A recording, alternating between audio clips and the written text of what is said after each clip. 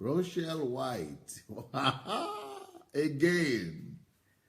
She is the most consistent. Joyce Error. Welcome, welcome, welcome. Jefferson, long time. I'm sure you've been there somehow, only you've not been saying hi, I guess, but nice to see you. I'm sure you've been there somehow, only you've not been. Reverend Rosalind, Innocent. Bless you guys, bless you everyone. Justin Mayo,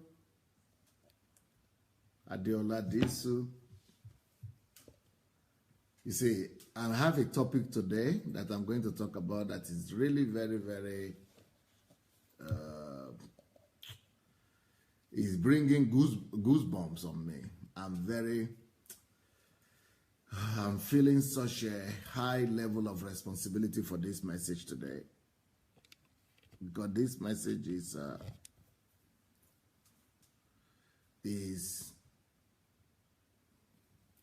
so relevant, it's so important. The message is so vital that I am feeling such a high weight of responsibility on me for this message today. Oh, I wish people would know it.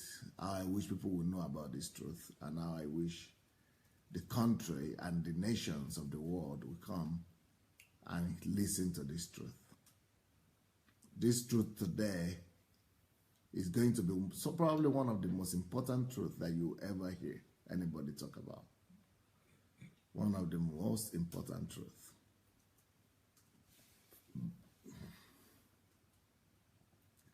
One of the most important truths you ever hear anybody talk about. And it's going to be one of the most important truths that I think I'll be talking about. So the series this week is going to be on the truth again, like we did last week.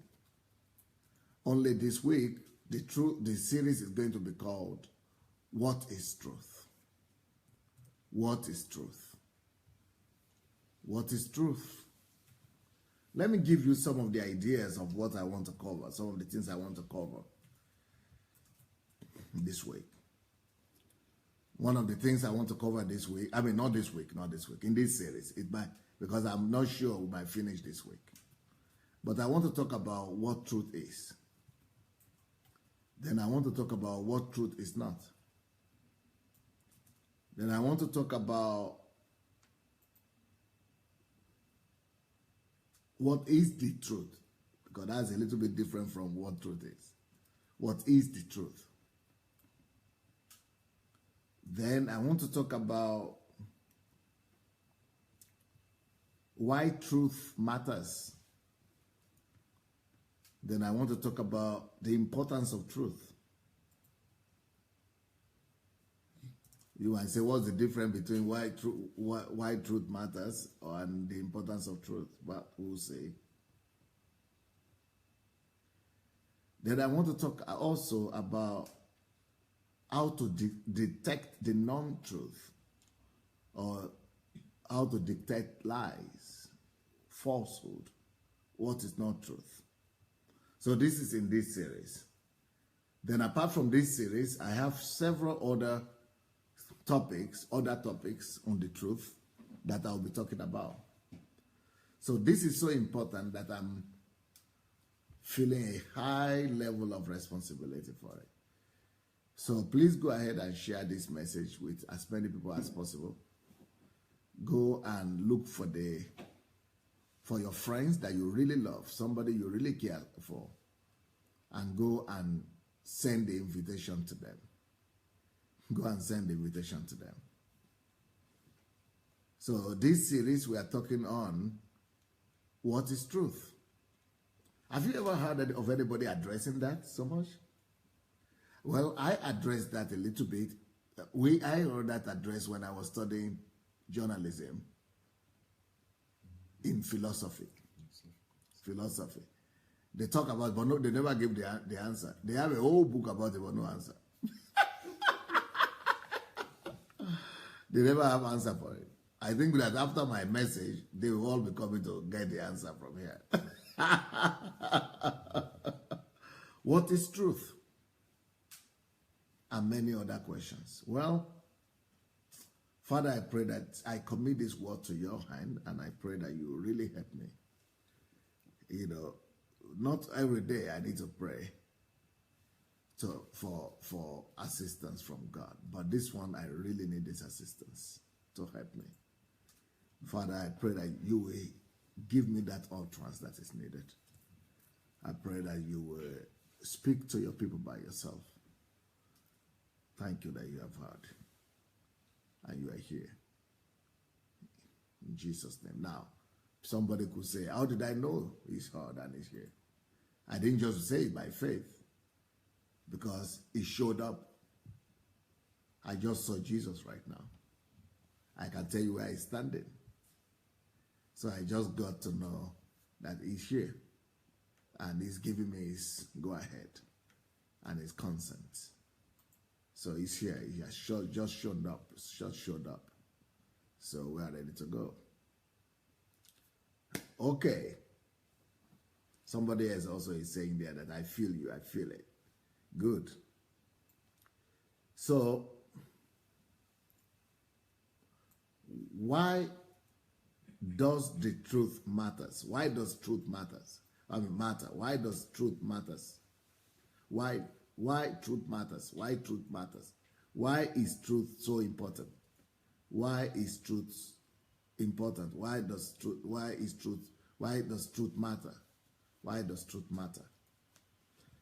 Well,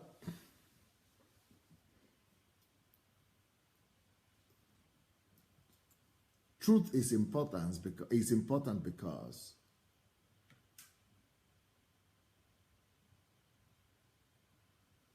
let me start by telling you a story.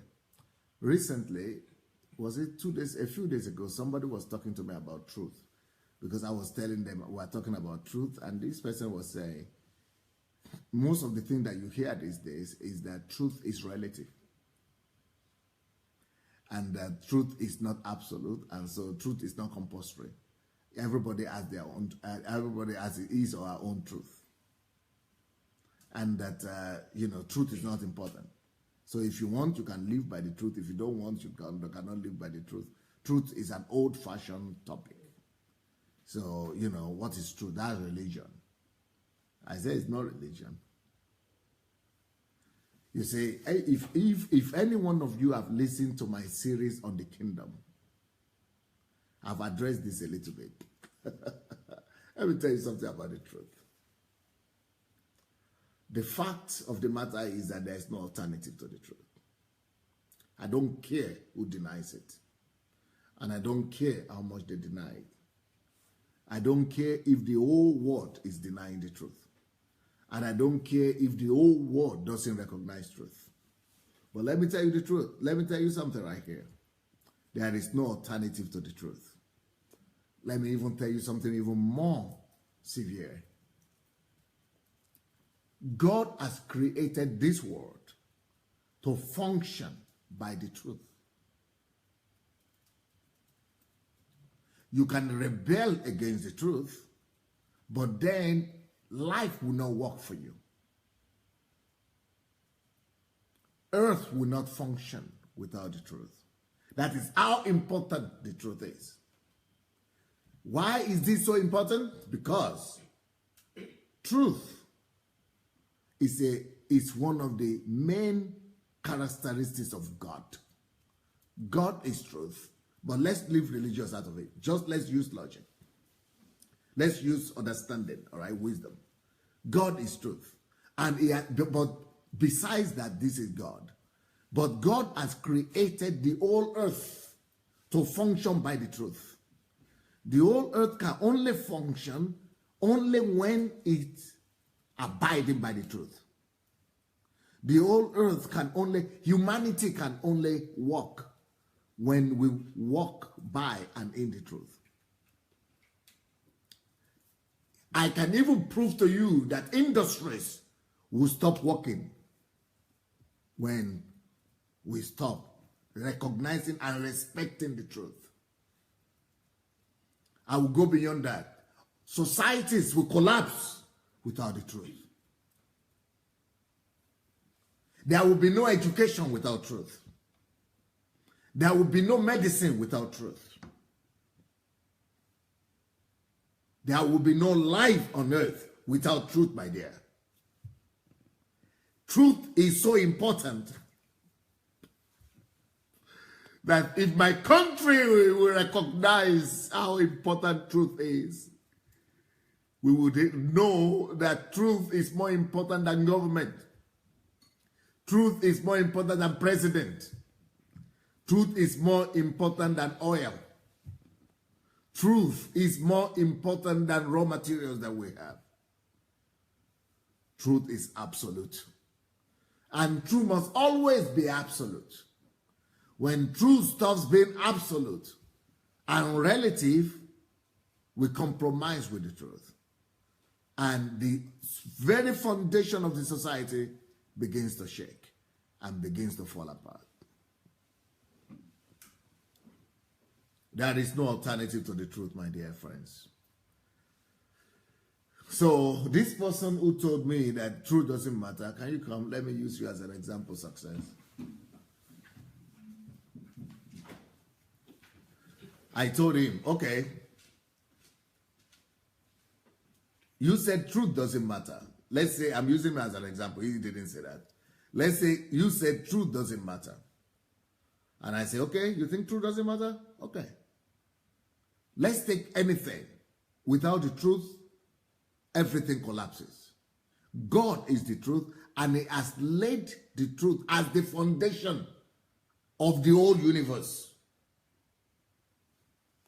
In fact, all of us, we wake up this morning and we wake up every day.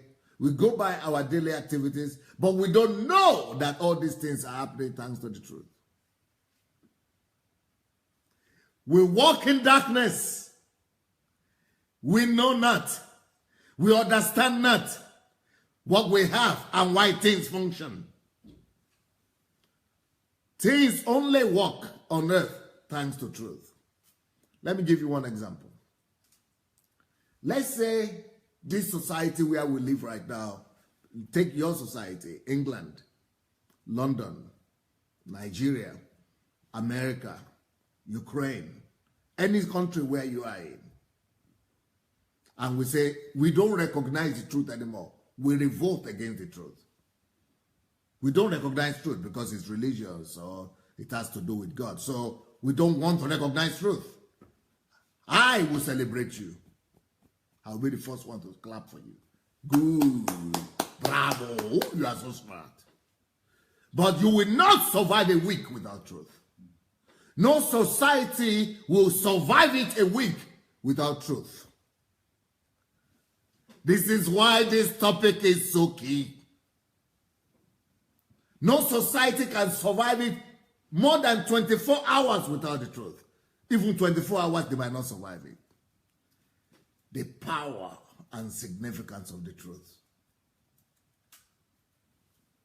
So you say there is no truth, and I say, okay, let me prove to you. Let's demonstrate it. Let's go to the laboratories of life and find out why truth is the very basis of your life and your very existence. So let's say you are a president. Even if you are the president of your country and you say you don't want truth, truth doesn't matter, okay. I applaud you. But I guarantee you that you will not survive it for a week. Your whole country will collapse. Okay, you say truth doesn't matter. What that means is we don't recognize the truth. We can live without it. Okay, let's remove truth from every sphere of life.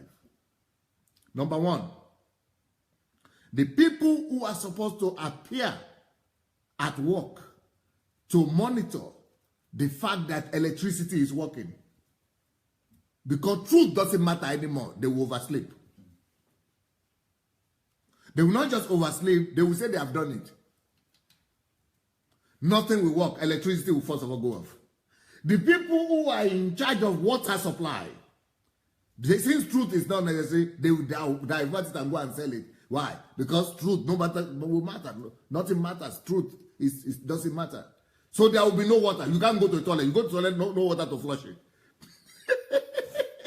You wake up in the night, if you wake up in the morning, there is still natural water. You can't iron clothes. You can't cook food. Because your cooking food is connected to electricity. But even if you say, okay, you will not use electricity, you will use gas. But the problem is that gas cannot function with water inside. And since truth doesn't matter, some people will just replace 50% gas and 50% water. And because truth doesn't matter. Then you want to drink water. You want to buy some drink like this or Coca-Cola. But instead of Coca-Cola, you just put coal because it looks the same color. And you make it and just sell it for you. You give your money, but you get coal that is dark with some, and you drink it. Oh, you die. Death everywhere. Why? Because you have removed the truth. Truth doesn't matter. You want to tell me truth doesn't matter? You want to tell me truth doesn't matter? God is truth. Because it matters. Truth must matter. Nobody can do without truth, even though you might say you are an atheist. You can be an atheist, you can be anything you want to be. But if you remove God or his principles, okay, you can say you remove the word God or you remove church. You can remove anything you want to remove religiously. But you cannot remove God because the whole earth is made to function by his nature, by his principles. Truth doesn't matter. You have a wife. Your wife will say if she's your wife, and she'll be sleeping with anybody in the street, your neighbor. Truth doesn't matter. She will bring out a pregnancy for you. And you think it's your pregnancy, it's your child. Then you discover that out of your 6 child, none of them is yours. Truth doesn't matter. You will pay school fees, you don't know for whom. Truth doesn't matter. Let's go beyond that. If truth doesn't matter, then there is no police system. Because truth doesn't matter. There is nothing to police. If truth doesn't matter, then law doesn't matter. There is no law. If law doesn't matter, there is no order. Truth doesn't matter? You still want to tell me truth doesn't matter? You still want to tell me truth doesn't matter? Okay, let's continue. Let's keep on going. You get into your car and you begin to travel, and you go into the petrol station, and instead of petrol, they put you kerosene.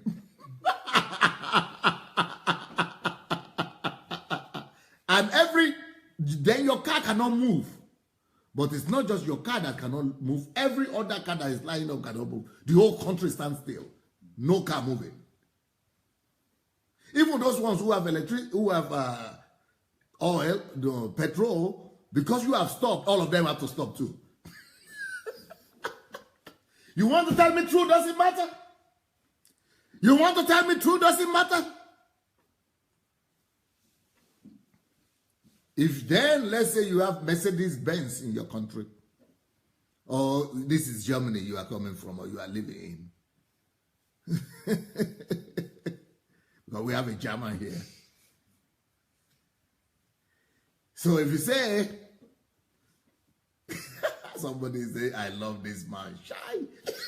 He said, shy, I love this man.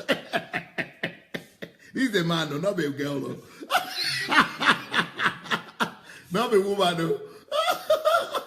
But you see, the tragedy of this whole thing is that nobody talks about this topic. Even pastors and churches don't talk about this truth. You know, when last did you hear anybody talk about truth? People don't talk about truth because they think it's not important. It's just some ephemerical understanding, some philosophical or religious thing. Oh, okay. You want to tell me it's religious stuff? You want to tell me it's religious stuff? That's why something I give my life to, you want to tell me it doesn't matter? If it doesn't matter, I'm not so foolish to give my life to you.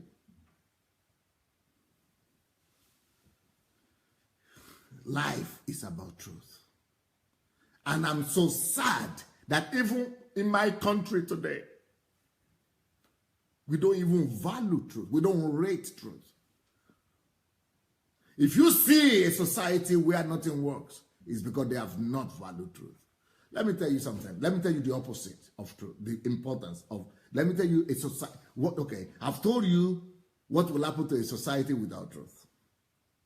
Now, let me tell you what happens to society where truth is highly valued. I'm so concerned about this message this whole week. I'm having goosebumps. I'm concerned that God will help me to pass it across. And I know I've gotten this assurance God will help me. But I'm also believing God that God will help people to get it. And not just to get it. I want to believe God that God will bring as many people as possible to come and hear this. Because if our world could get this right, bad news.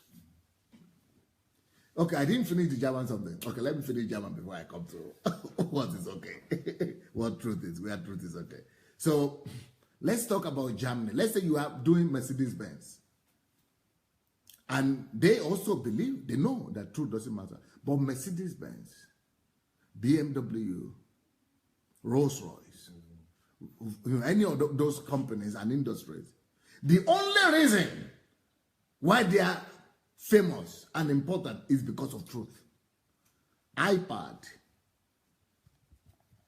what are they? Smartphones, iPhone, what do you use? Is it Microsoft? All those companies that are famous, it is only truth that is holding them up, not professionalism. Why? Let me prove that to you on the basis of Mercedes-Benz. Because Mercedes-Benz is okay. I will come back to Mercedes-Benz. Remind me if I forget to talk about Mercedes-Benz and Germany. You remind me. I will come back. Okay. But before I go there, let me continue to say what I wanted to say about. I've told you what is going to be wrong with a society that doesn't value truth, right? That the society, do you now agree that the society will collapse? Absolutely. Okay, everybody should agree that if there is no truth in any society, the society will collapse. Now, let's now talk about a society where they highly value truth. You see, when people in my country are busy saying that we just need more oil, we need more raw materials or mineral resources, the amount of ignorance breaks my heart. Then now there is another craze in my country. The Oduduwa Republic wants to, not all of them, but some people, some young people there, they want to copy Biafra Republic. They want to go out of Nigeria. You know, Arewa also is saying some things. My people thinking that breaking the country will solve their problem. Oh, wow. Oh, how ignorance is killing my people. Then there is another now, craze now, another, which is not bad, but people don't get it, which is restructuring of the country. People are talking about the restructuring of the country. Okay? No, good idea. All those are just good thoughts. But they don't understand on what basis societies are built. Those things will not resolve the country. They'll be the problem. In fact, let me tell you the thing. If we do restructuring of the country, it will lead to breaking of the country. It might not lead to it.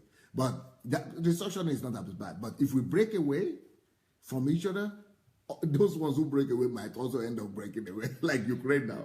Ukraine break away from themselves, but now see what is happening. So, but you see, it is all, we are not treating the disease. And I'm going to tell you that the disease that we really have, that we really need to treat, and I'm going to prove to you that value system is our problem, really. Value systems. Now, there are many, in fact, one of my latest books is going to be about that, the purpose of nations. It's going to be about value system, but let's leave that alone right now. But let me just tell you about one value system, the truth that we're addressing this week. Okay, let me just give you the emphasis and tell you the importance of truth in any society. If truth is valued in any society, if truth is valued in any society, I've told you already what will happen if truth is not valued. Now, let's say truth is valued. What does that give us? If you see a society where truth is valued, you know what that means? That equals to automatically one, industrial development. Why industrial development? Because of just one word, truth? Oh yeah. And if you are interested, I will oblige you.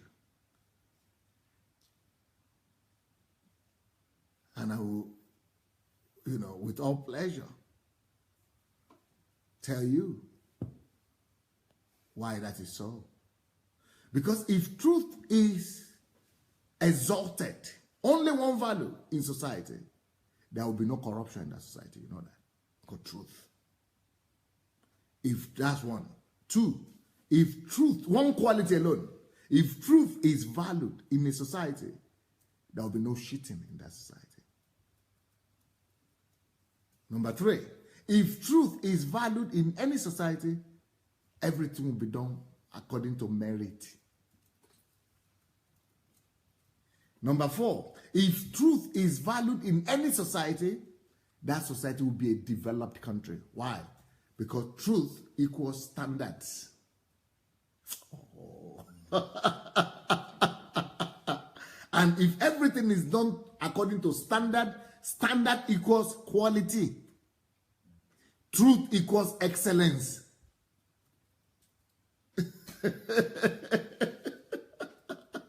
You know what he's telling me? Bidemi is saying, I can't even find this in any economic textbook. I'm doing my master's in economics. Can't even find this in any economic textbook. This is using the principles of truth to awaken nations. Oh yeah, this is what I spoke about in the United Nations. No, I spoke twice in the United Nations. One time I spoke about open your gates, open your gates. But the second time when I spoke in a closed meeting, I spoke about this. They were calling me to be coming to speak to them. They wanted to call the General Assembly of the United Nations for me to speak to them. Anyway, how many have I mentioned? I think I've mentioned a lot. So, but let's keep on Let's keep on mentioning. So, if truth is exalted in any society, there will be security in that society. You know why? No, there will be no bribes. That nobody will not have armed robbers. Just one quality. So when I'm saying that the most important thing that is needed in any society is truth, one quality, and I'm talking, we could have many, we could have many value systems, but at least one will give us all these things that I'm talking about. But let's continue. I talk about economic and industrial development. If you have, now let's go back to Germany. Look at any developed country today. You will automatically find out that if there is any country that is progressing, it is only because they have exalted the principles of truth above others. Even in Europe here, you find out the difference between Germany and, let's say, Italy. Truth is more vigorously established and pursued in one than the other. In fact, it can even only be only just 1% difference. Let's say this country is pursuing the truth on, okay, for example, England has many more opportunities than Germany. More international hub, more financial centers, but the standard of truth is been compromised a little bit because they have so many foreigners and people that are coming there. Just 1%, maybe 0.5%. And Germany overtook England. England used to be the superpower, or not just of Europe, but of the world. Overtook England France overtook England. It became number 3, even in Europe. Just a little, walking, just that, inconsistent with the truth. You are going back already.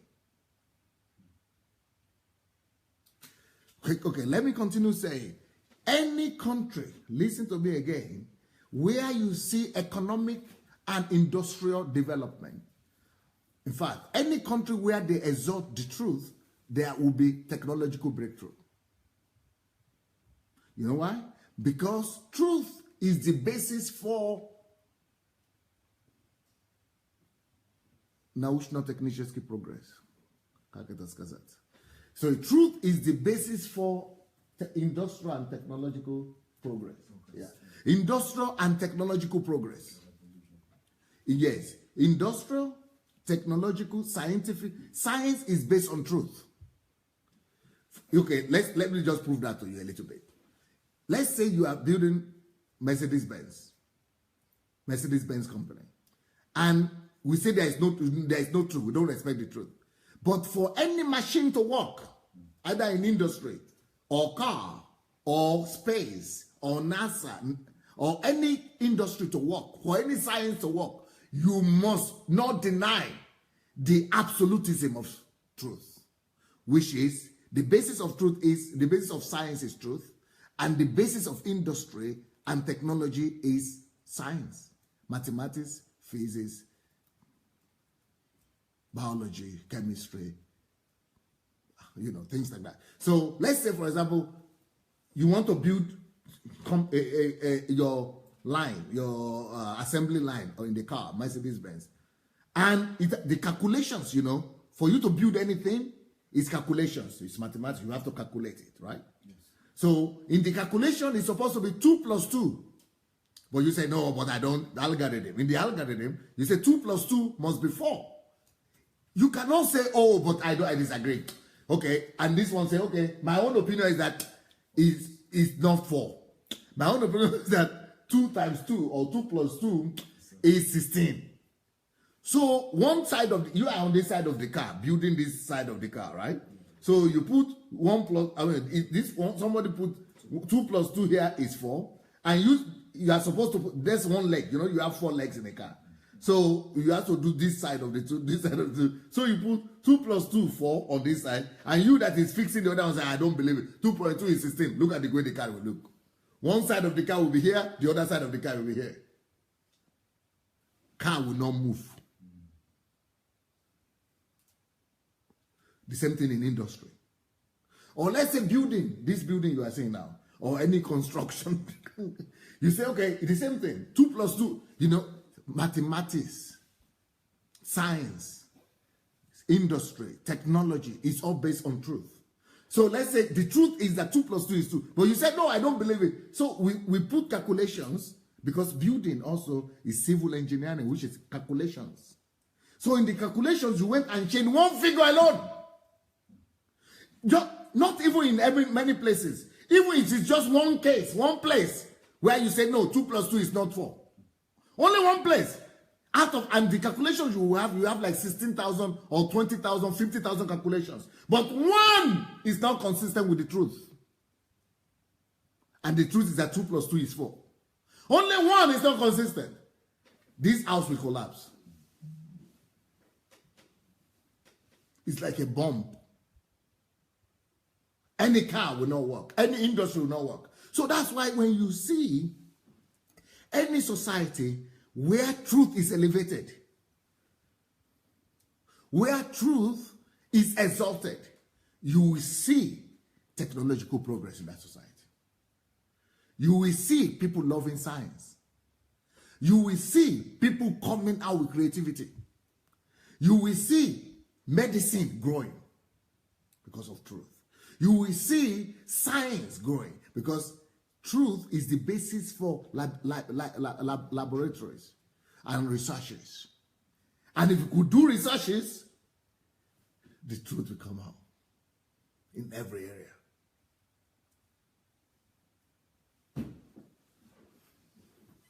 Just one principle. Can you imagine how important it is? I think you've got it. From your laughter, I could tell it. I could tell. Tell me what you are thinking. Okay, Pastor. What are you? What do you girls catch? Do you now see why I was so emotional about this? Yeah, go ahead. This is like the bedrock No, of every... you have to speak louder. This is like the bedrock of every national development. If there's any country that is great in the world today, it's great on the force of truth. Like, I came to now understand this scripture that says that righteousness will exalt a nation, but sin will be a reproach to any people. So I now understand that basically what is being talked about in that instance is the power and the force of truth. That when the force of truth is employed in any country on earth, they become developed. But when the force of truth is abased in any country, then they become like a third world nation. So third world nations are third world nations just because of their value for truth.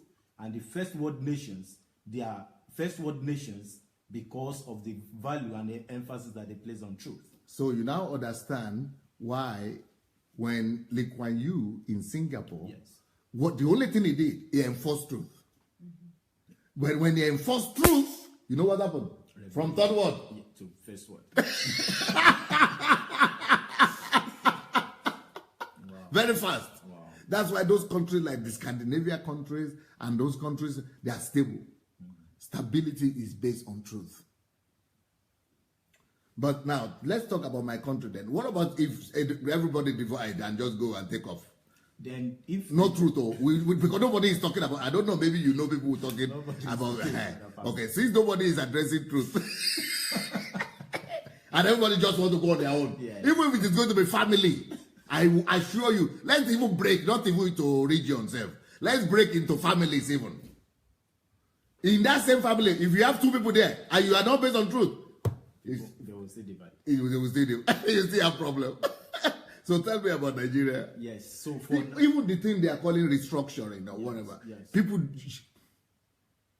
if there will be no truth in the individual life of every citizen to love the truth and put a system of truth in the whole society, what would that give us? That would also lead us to further divisions and further subdivisions and more subdivisions. So the most important thing is what Pastor is pointing our attention to tonight, that the greatest force in any nation is not restructuring. The greatest force in any nation is not calling for a Messiah leader to appear from somewhere. It's not even natural resources. Nigeria is one of the wealthiest countries in the world. We have one of the largest deposits of oil. We are one of the largest exporters. And there are, several millions of oil barrels that are leaving the country every day that are not accounted for because of the lack of truth. So these are the things that are destroying us. So if we have Biafra and we have Ududua Republic and we have Faroe, these same issues are still going to come up.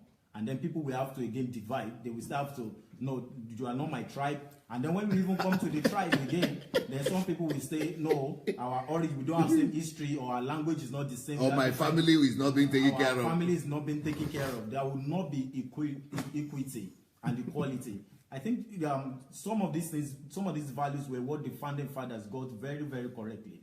Because they didn't have the enormous wealth to work with, but they had the value of truth. These were honest people. Very, very honest. They were straightforward. They were honest people. They wanted equality and equity for women. You see that reflect in everything that they left behind as legacy. The buildings that they built in those years, they are still some of the leading buildings till today. The roads that they constructed are still there till today. Not like today. Not like today. But today, when contracts are being awarded, somebody sees that as an opportunity. But there's no truth to strike every other person. So that is it's. So you are getting it? Yes, I'm getting it. Okay, let me now continue.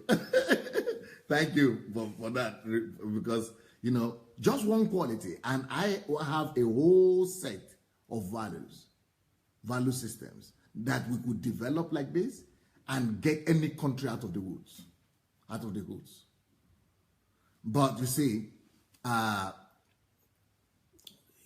don't know if my country will ever even listen to me. I'm not sure. But even if they will not listen to me, I will do my best to at least deliver it. And I hope it will remain somewhere. It will be recorded, I hope. That's why we need to get these things out of YouTube, out of Facebook, so that we know it's secured. We must secure these things in our own place. Because I talk about laboratories, right? Why laboratories? Why do you need to do research? Laboratories to find out the truth. Laboratories is to find out truth. Medicine, medical laboratories and researches is about finding out the truth. That's why you get healing. That's why you get cure. That's why you get medicine. That's why you get, what do you call it, pharmaceutical drugs. Because you find out the truth.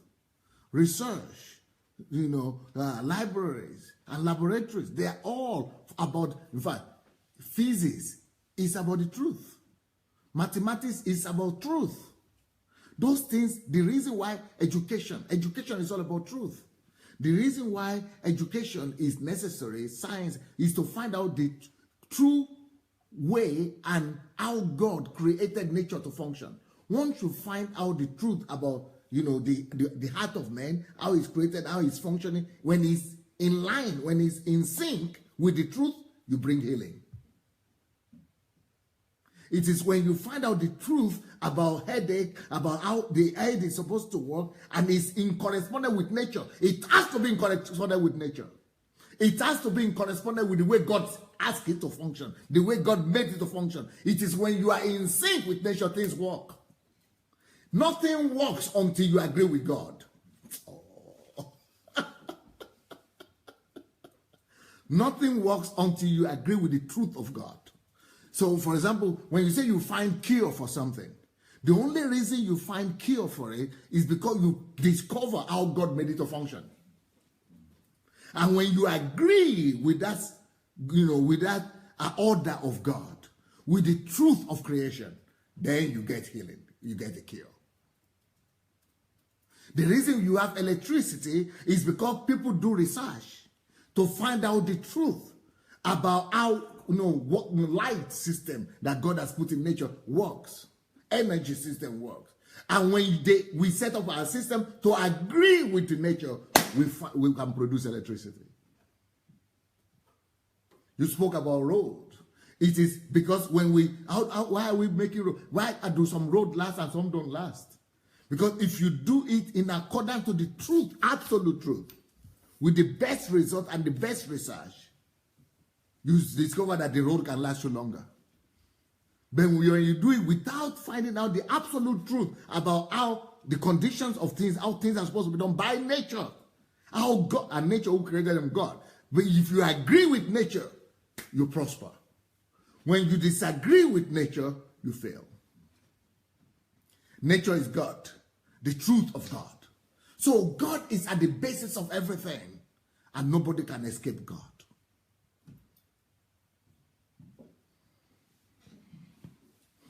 Nothing works without the truth, without it, and nothing works without it being in sync with the thoughts and mind of God.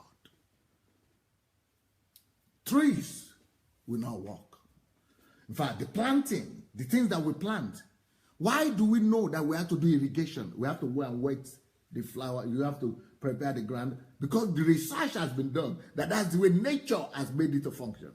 And when we discover how nature has made the earth to function, to bring back to plants and things like that, then you discover, we just need to follow the nature.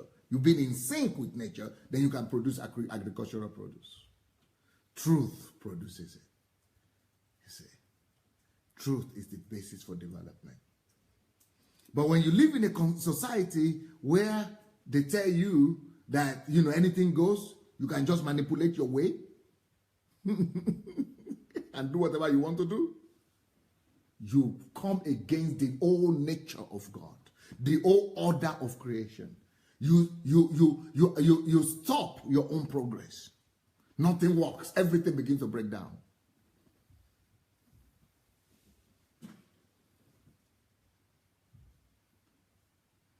That's why in the beginning I was saying, God, just help me to pass this message across. I see you will do it, but I really wanted you to call your friends, because this is probably going to be one of the most important messages you will ever hear in your whole life. Nothing more important. Okay, thank you so much. Now you can be free. Now let's go into the scripture, okay? So confirm this in the Bible.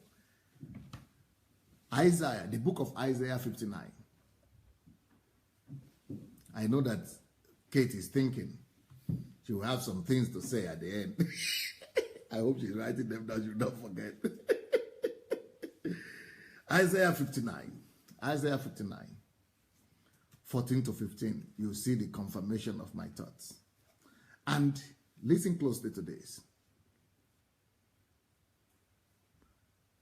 And judgment is turned away backward, because there was a time in Israel when people thought that they could just survive without truth.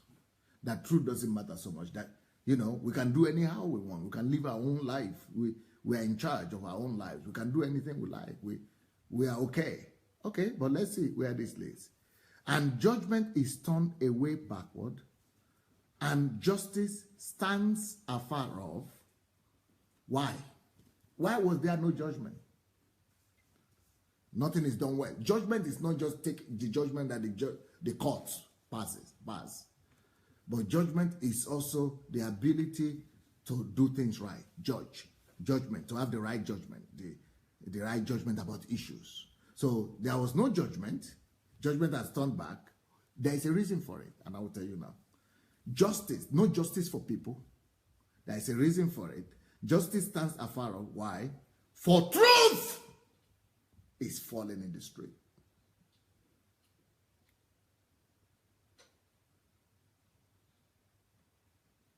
If you see a society where there is no justice to the poor, where there is no justice to the citizens, where there is no justice to church members, where there is no justice to the disadvantaged, to the widows, to the orphans, to the disadvantaged and disenfranchised people. You see now why the heartbeat of God is always about these things. If you people listen to me when I spoke about the prostitution of tithe and offering, God is always concerned about justice. You see, tithe and offering is all about justice. Malachi 3:5. It's all about doing justice to people. That's why he instituted it in the first place. God is about justice. But where truth has fallen, people abuse justice and judgment. So people are collecting tithe and offering, but they are misadministrating it and misappropriating it. Why? Truth has fallen in the street. We think it's because we have a bad president. What did he say? Even if Jesus Christ is the president of my country or of any country, if the principle that God himself has instituted is not respected and honored, even with Jesus as the president, without truth, that country will still fail. This is what happened to Israel. God was the president of Israel. God was the Lord of Israel. But when they revolted against the truth, even God could not do much. With God as president, there will still be no justice. With God as president, there will be no judgment about issues, no sound judgment. Judgment is turned away when truth is gone, when truth is not honored. That's why it's not supposed to be about where you come from, if you are my relative or you are not my relative. It is not about your position. It's not about if we are belonging to the same party or we belong to the same culture or we belong to the same tribe or we come from the same city. It's not if we belong to the same church. It's about the truth. Nothing is as important as the truth, my friend. And that's why last week I did my best to first of all introduce you to the concept of truth in general on a personal basis before I begin to talk about the society. So that you will fall in love with the truth. So that truth, first of all, will become your own personal friend. Before I begin to go wider and wider.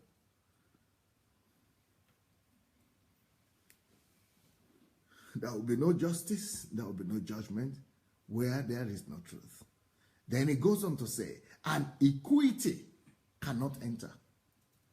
That is justice. I mean, that means equality cannot enter. There will be no equality in the society. People will not be equal. The people who will be strong will be people who have the power, not the people who have the truth. So people who are right will never be right. People who have force will be the ones who are right. There will be no equity in that society. Why? The truth has been murdered. If there is anything that my country could do, anything I could do for my country, is that we will start movements like this movement against deception in the church. But not just this, but any kind of movement, call it anything. We have to have like 1 million NGOs or 100,000 NGOs that are just affirming the truth everywhere. That is why I wrote the article about whistleblowers, because that's based on the principle of the truth. But that is just in one area to get money back. But the government doesn't even know that truth is not just necessary to get the money back from people who stole it, but truth is necessary everywhere, in every facet of the society. There must be constitutions, there must be legislations, there must be order. Even without legislation, there must be campaigns. And now, do you understand why? Before I started talking about the truth, I had to talk about the plague of silence. Do you know? Are you beginning to see my way of thinking now?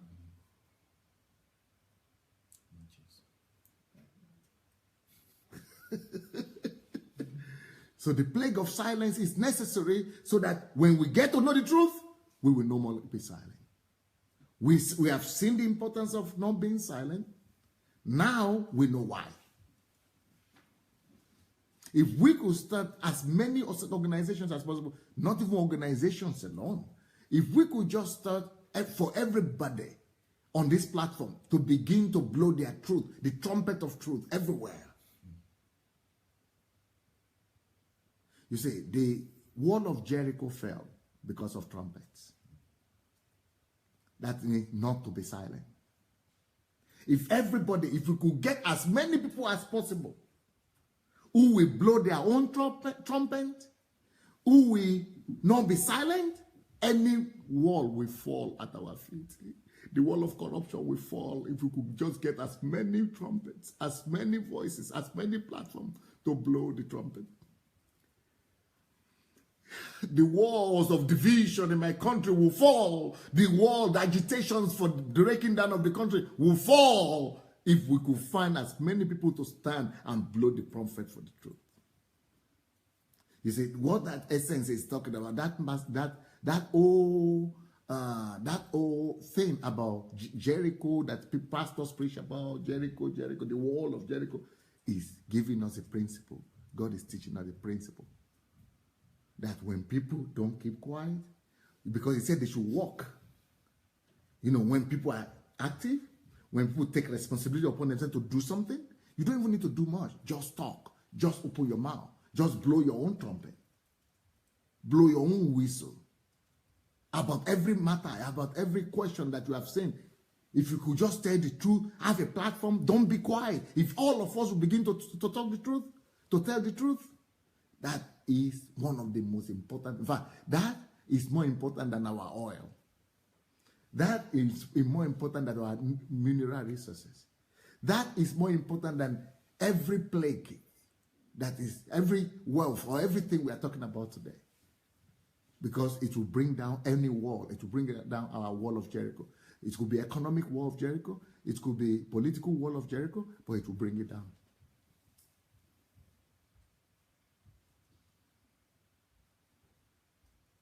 Okay, so it says here, this is Isaiah 59, 14 to 15. It says, and equity cannot enter. Yes, truth has failed. You tell me if truth has not failed in my country today. You tell me. You tell me if truth is not failing in Ukraine today. You tell me. Why did we lose Crimea? Truth has fallen. Why did we lose? Why were we having war? Truth has fallen. If you see a society where truth falls or fails, That is the foundation of any society. The foundation of the society begins to shake, and everything begins to fall apart. Truth fails, and he that even departs away from evil, wants to live by the truth, makes himself a prey. Because people will take advantage of you. Because as the larger society doesn't honor truth. So if you are the only one, they think you are weak. And they use you and abuse you. That's why it says they become a prey. I don't know if you're getting it. That's why it must be a holistic. So for example, if I am talking about the truth about tithe and offering, for example, and I'm the only one talking about it, you know what will happen? All the bad guys will gather together and say, he is the one that is in error. He is the bad guy.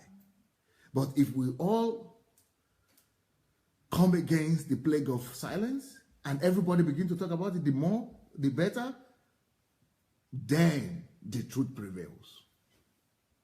You see, if we all take the trumpet and attack that Jericho, it will go down.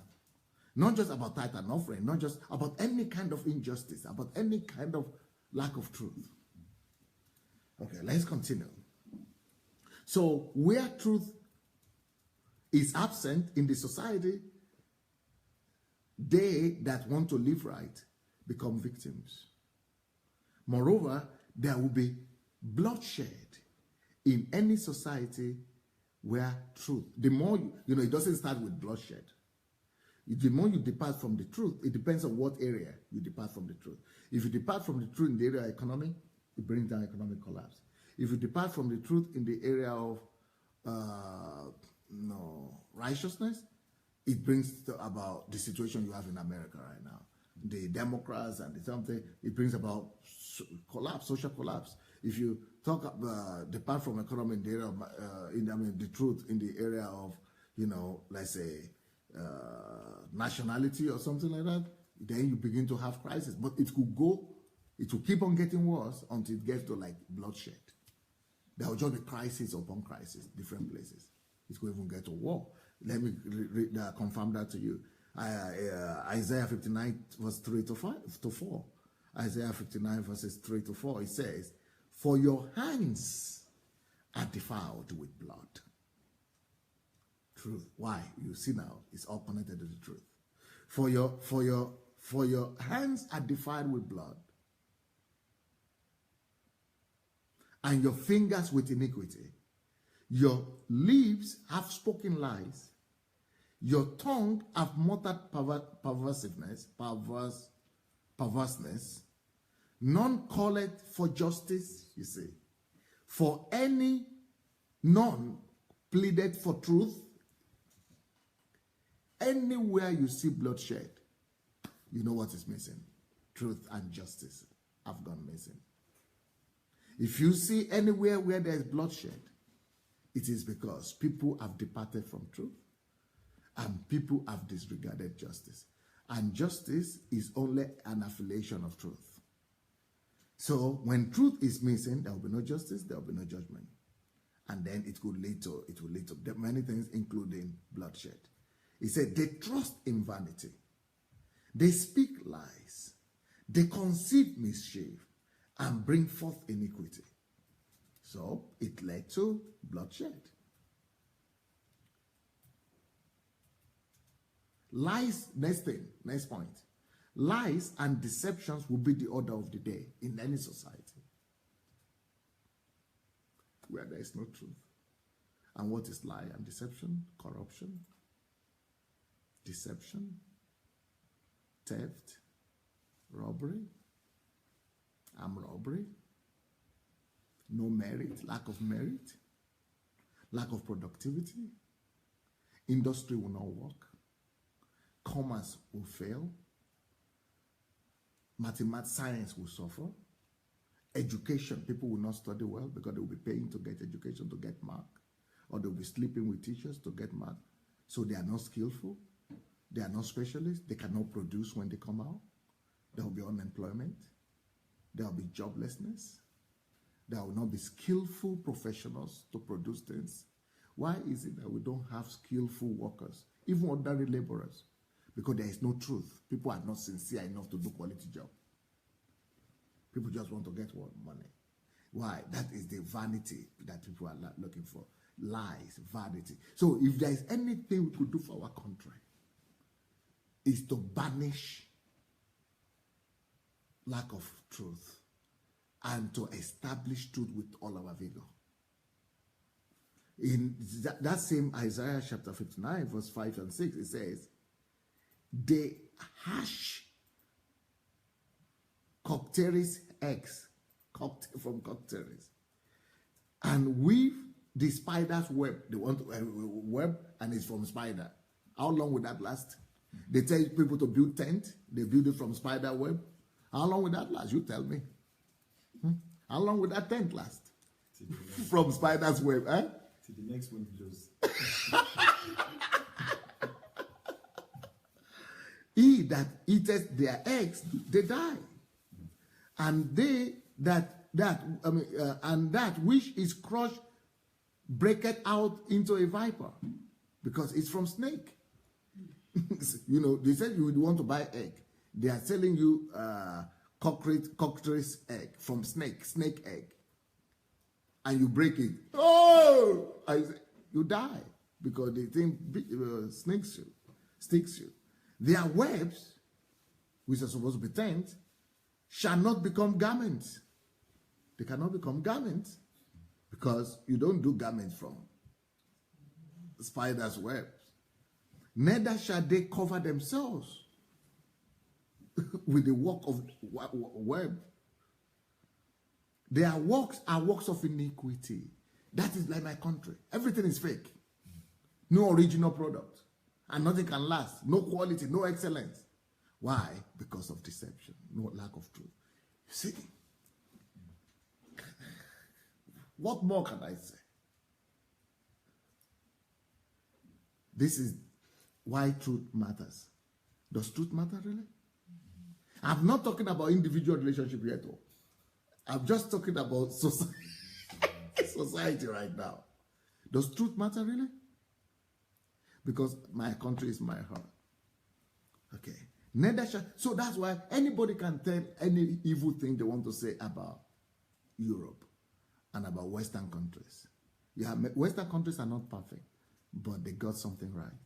They are trying. They are not absolutely based on truth, 100%.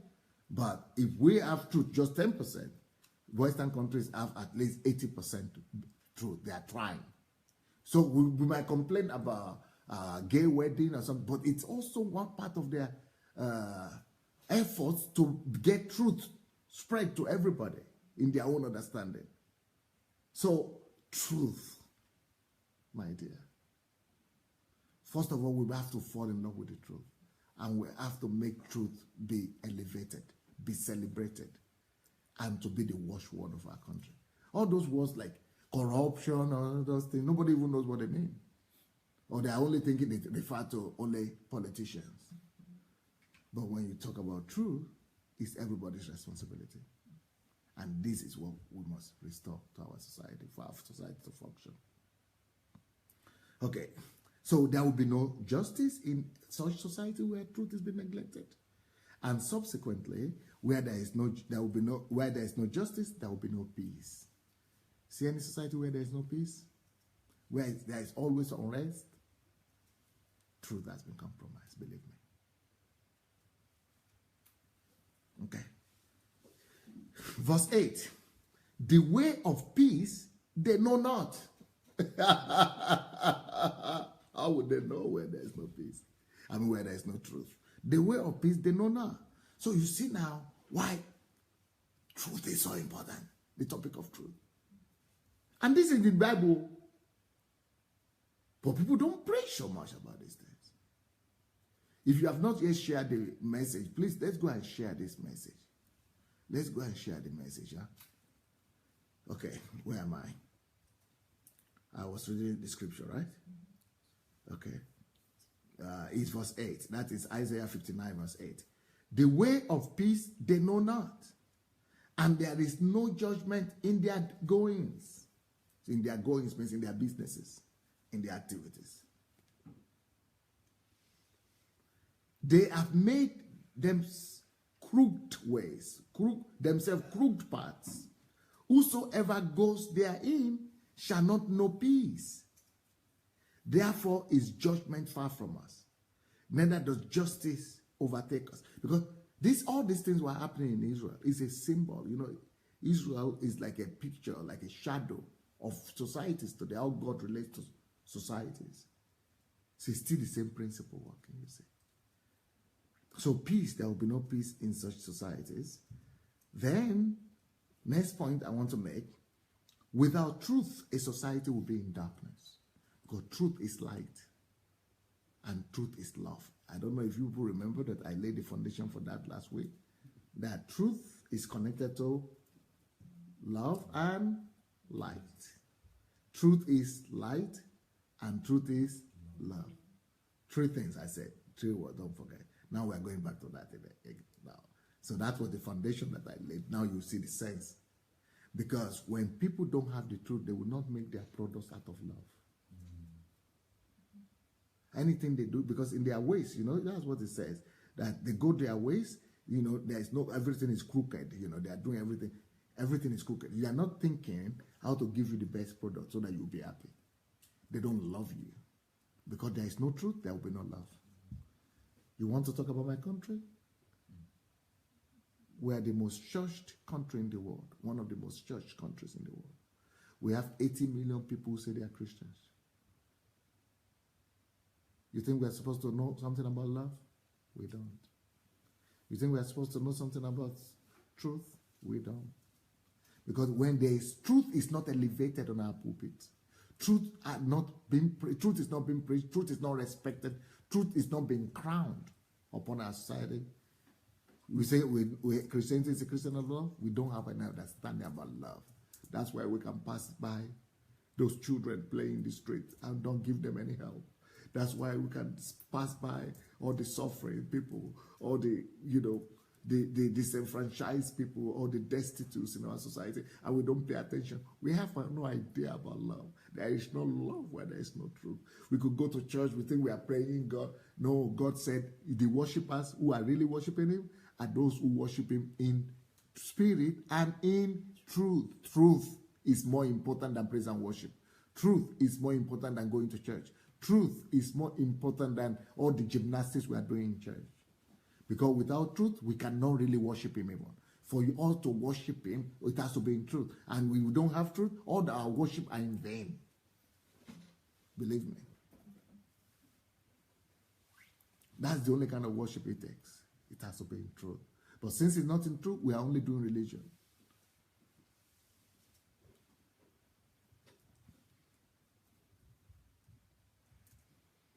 Anyway, so without truth, a society is in darkness. They won't be able to find a way out. In that society, nothing will work. Even the churches of that society are in darkness. Because the churches don't even preach the truth. The churches in my country preach compromised gospel most of the time. We make sure in the name of Jesus, we read from the Bible, but things are normal, basically not in accordance with the truth. That's why leaders and pastors in my country are owning people as if they are slaves, controlling people's destinies and just making them to just become churchgoers only. That is not even truth. So there is darkness in any society where truth is not respected and honored. Therefore, it is Isaiah 59 verse 9 and 10. Therefore is judgment far from us. Neither doth justice overtake us. We wait for light. We cannot get light. And in our country, not just light spiritually, even physically. We wait for light, but we cannot get light. We live in darkness. But behold obscurity, darkness. We wait for brightness, but we walk in darkness. Because darkness comes, is a product only of truth. Okay, for example, some churches, some pastors were telling me that MMM and things like that, oh, they don't hurt anybody, but they didn't go to steal it. But not truth. That is the fact. It's not true. They don't produce anything. They are not, producing any service. They are taking things from people and deceiving them. It's not according to truth. It's enough. You don't need to know are they hurting anybody, because they will hurt eventually. Anything that is not in accordance with the truth will hurt eventually. Oh, what's your problem? And leave them alone. The economy is bad. That's why. Economy is bad. To live against the truth will make things worse.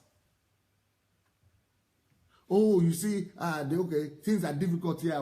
So people are just trying to make, to struggle anyhow they can, or to whatever they hustle. But if they are hustling according to, against the truth, it will be worse. There is nobody that can do anything against the truth. There is nothing you can do against the truth. Only for the truth. And, if you are using your life principles and actions against the truth, you cannot go against the truth and succeed. You cannot, live against the truth and make it. You cannot fight against the truth. There is nothing that we can do against the truth. Only for the truth. So we walk in darkness. We grope for the wall like the blind. And we grope as if we had no eyes. We stumble at noonday, as in the night. That's what is happening. In places where things are supposed to be smooth and running easily, we even stumble there. We cannot even begin that up. Why? Where there is no truth, these are the things that happen. We are in desolate places as dead men. You see, people are asking me, what is this scripture? But I've been saying, it's in the Bible. This is all from the Bible. People are reading this. People are thinking, where are we getting them from? This is from the Bible.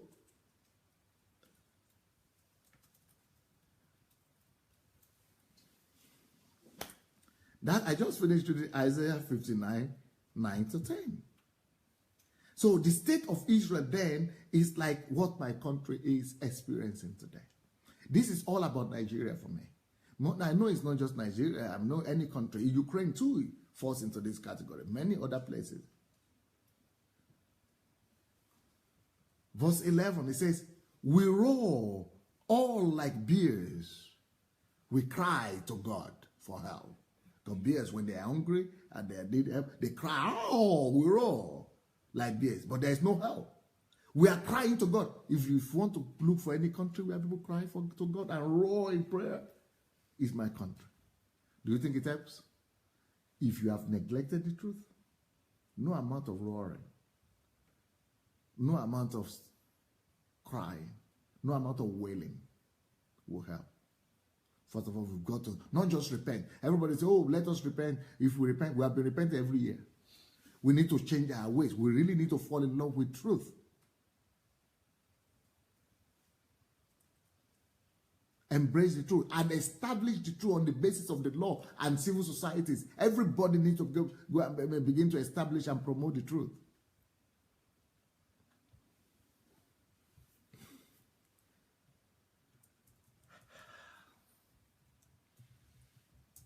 We roar all like bears.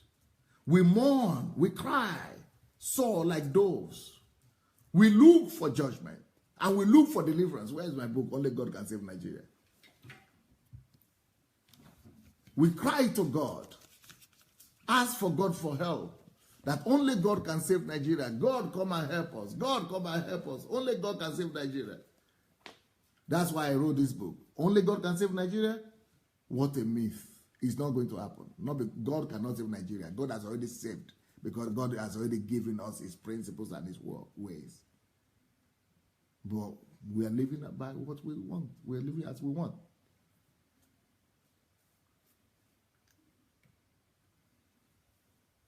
So it says, we call for salvation, but it is far from us. So we are roaring, we are crying, we are praying for salvation. It's not coming. Why? Because simple thing we need to do. Go back to the basis of what God has already given us, the truth. Meanwhile, we are still praying, calling on God. But the more we pray, the worse it gets. Why? Let's see. In that same chapter, Isaiah 59, verse 1 to 4, the Bible provides the answer. That God is able to do things. God is not weak. You know, why is God not answering us? Is it because God is dead? No. Is it because God is weak? No. Is it because God doesn't have, his hands are too short to deliver? You think God's hands are too short to deliver? You think God's hands are too short to deliver? Or you think his ears are too busy or with prayers from other parts of the world that they cannot hear you? His ears are too heavy, too busy, too crowded? No. We've led principles. We forgot about principles, you see. And that's what God says. In Isaiah 59, 1 to 4, he says, behold, the Lord's hand is not shortened, you see. You see, God could do it.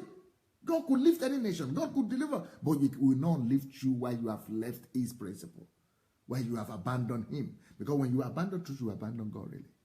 You go to church, we are religious, but you have really abandoned God. Because the truth is God. Jesus said, I'm the life, the way, and the truth. He is the truth. So the truth, when you abandon truth, you abandon God.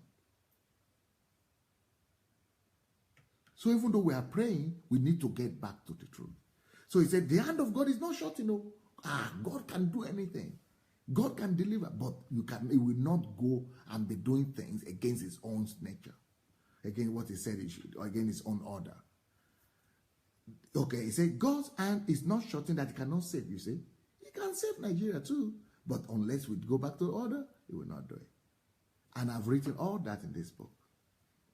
Neither is ear heavy. God's ears are not heavy, that he cannot hear. You think God has been deaf? No, but why is he not hearing? Go back to my order. God has his order. The answer is not in heaven. The answer is here on earth. But your iniquities have separated between you and your God, and your sins have hid his face from you, that he will not hear. Okay, what are the things God is calling sin and iniquity? Because in my country, when you talk about sin and iniquity, they will say, oh, they are unbelievers. We are not sinning, we are not drinking, we are not having boyfriend, and we are not sleeping, we are not smoking. That's its holiness in my country. But come and see, come and see what God is referring to as sin and iniquity here. Because God is looking at the heart. We are always mentioning sin by outward things, but God is looking at the heart all the time. He always looks at the heart. So here he's saying, but your iniquities have separated you and your God, and your sins have hid his face from you, that he will not hear.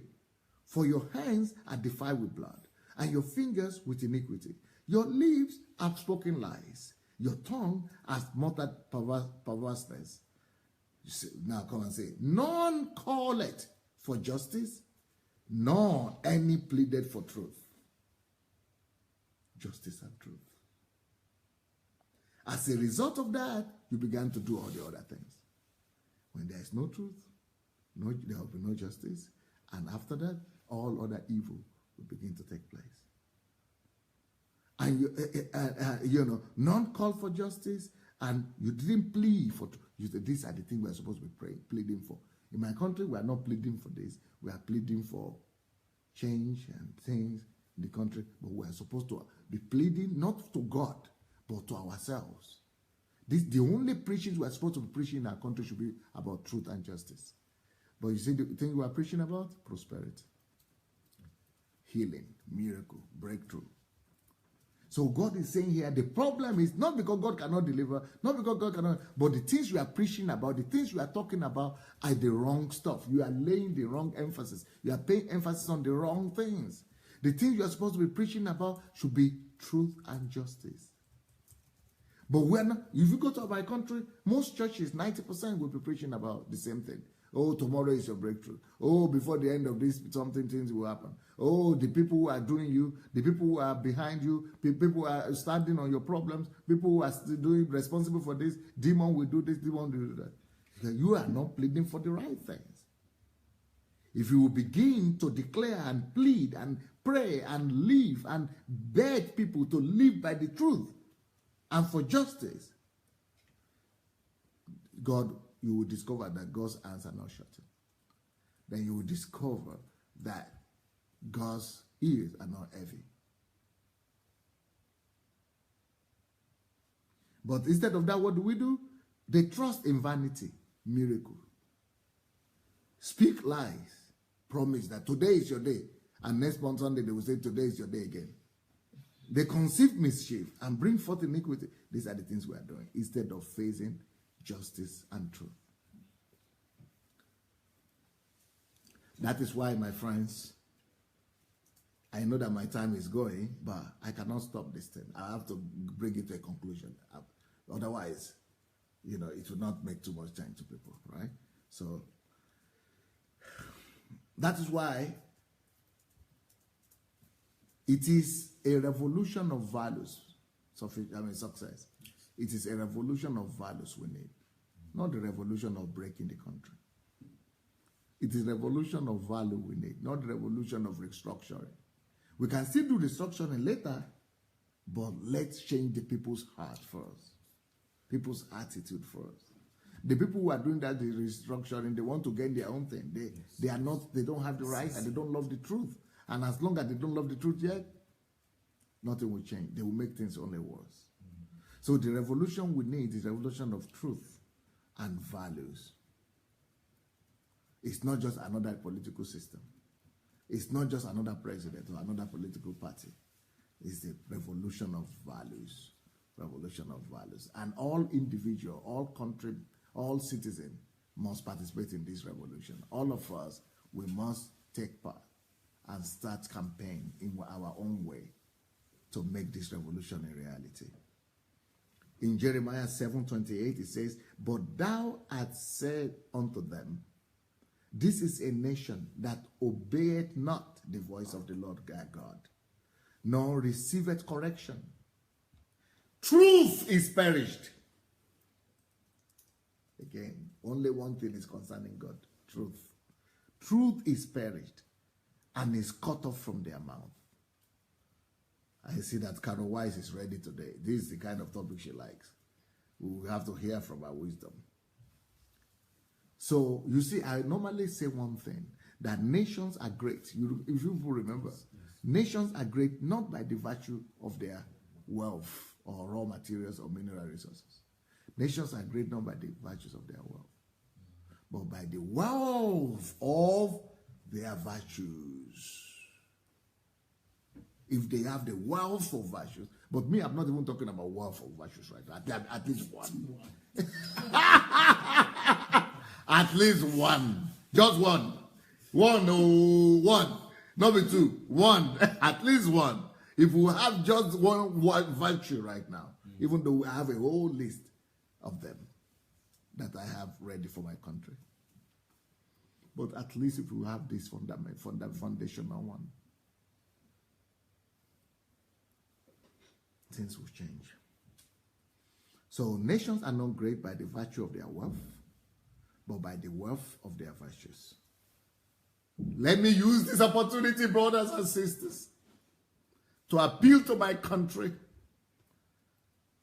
that everybody that is listening to me, that by God's grace, God will raise up laborers and ambassadors for values, ambassadors of virtues, that will stand up and speak and raise up their voices against all unrighteousness, against the plague of silence.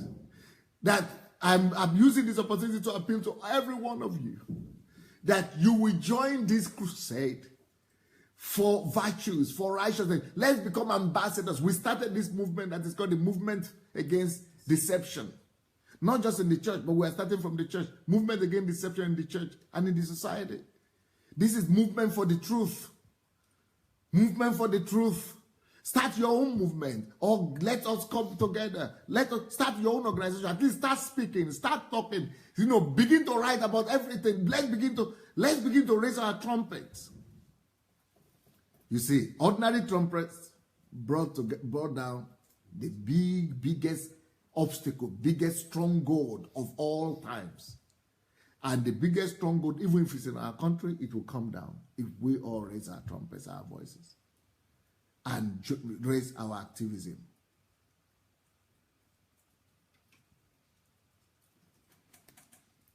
So we need ambassadors. If you have not yet registered to become an ambassador or a committee member for the movement against deception, please go to Facebook page. The Facebook page is called Movement Against Deception in the church. Go and register there. There is a form there. Go and fill that form. Go and like the page. Go and join the group. Let the revolution begin. Another scripture says in Jeremiah 9:3, and they bend their tongues, these to our pastors, like they are bold for lies, but they are not valiant for the truth upon the earth, you see. If we really need to be valiant, if we really need to be bold and courageous, we should only be courageous about one thing, about the truth. May God begin to raise up thousands of valiant men and women, thousands of courageous men and women who will stand for the truth, who will not be afraid of what people will say or for their reputation or for controversy. Let us start this crusade, this whole movement, national movement for truth. Because he said they are not valiant for truth on the earth. For they proceed from evil to evil, and they know not me, said the Lord. If you don't love the truth, you don't know God. And you will continue from one evil to the other.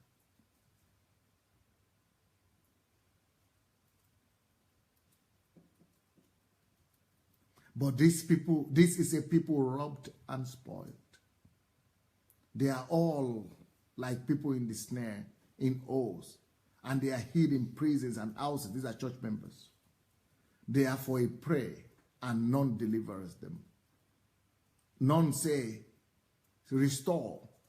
I hope that you will be one of those that will stand to say, restore and give back. Who among you will give ear to this? I'm challenging you with the word of Isaiah. Who among you will listen to this? Who will listen today? Who will listen to this message? Who will obey? Who will follow? Who will comply? Who will hearken and hear? For the time has come. This is Isaiah 42, 22, 23. Just like today. Who is going to be the first one, guys? Carol Wise? Oh, okay. It's going to be Kate. Why did you wear that thing? You are cold? Yeah, I was. Okay. It's okay. Because you were looking nice before.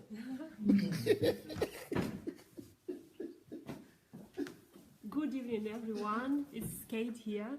And, well, actually, when Pastor started talking, in the beginning, maybe in first 5 minutes when he started talking, I've been like, I got a cold shower, you know. I became shocked and how to say trezve? Yeah. Sober. Yeah. And I became sober because I immediately start seeing my life without rose grasses. I started seeing everything around me. It's like, you know, when people are dying, they see their life running fast in front of their eyes. Yes. This is what I saw. Like a film. I saw like a film my life. I saw everything that was not clear to me before. Everything, all the questions that I had before about why in my life, in society, everywhere things are wrong. I started seeing this. As the Bible says that you shall know the truth and it will make you free.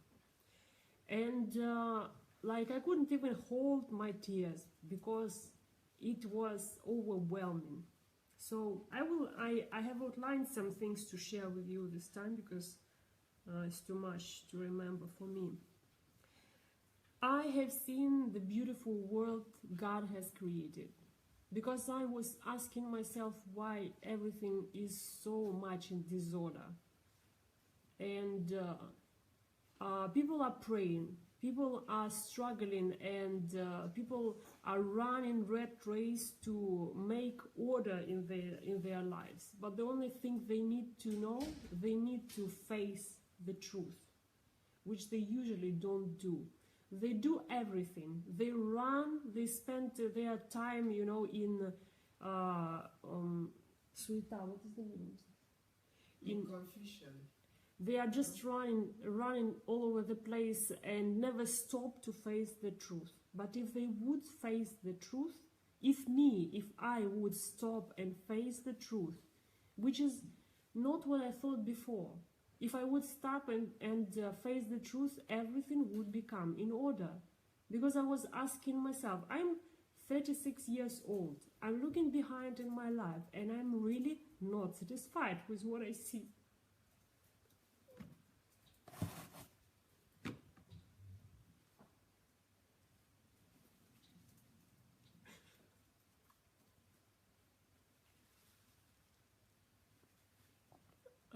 I know what I have in myself, and I know which potential God have put in my heart, in me, in my life.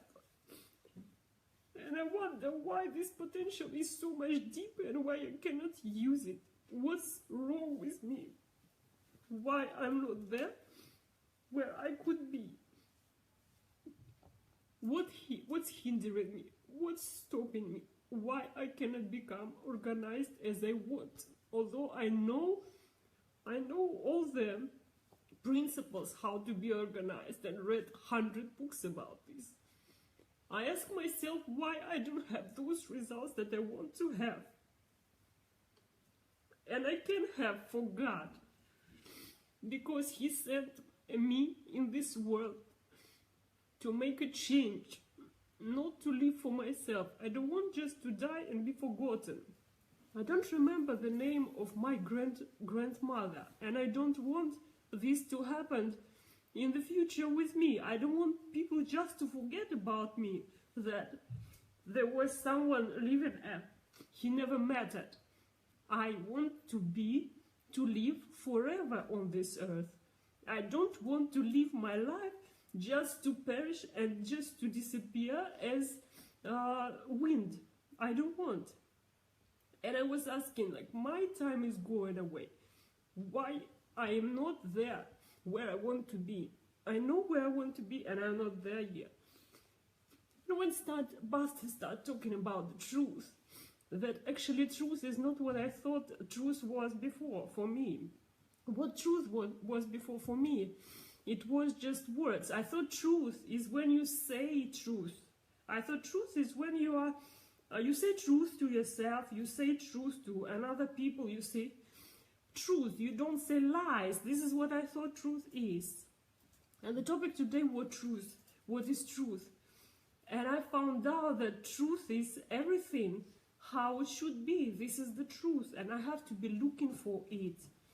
I have to be looking for how the things should be according to how God created everything. I have to ask myself and answer to myself question how God wants things to be on this earth. I have to answer myself to the question how God sees me, people around, how society should be, and I should go and fix this thing. And this is the truth, not talking, not words is the truth. The words, they come after this. You will say truth when you live according to truth.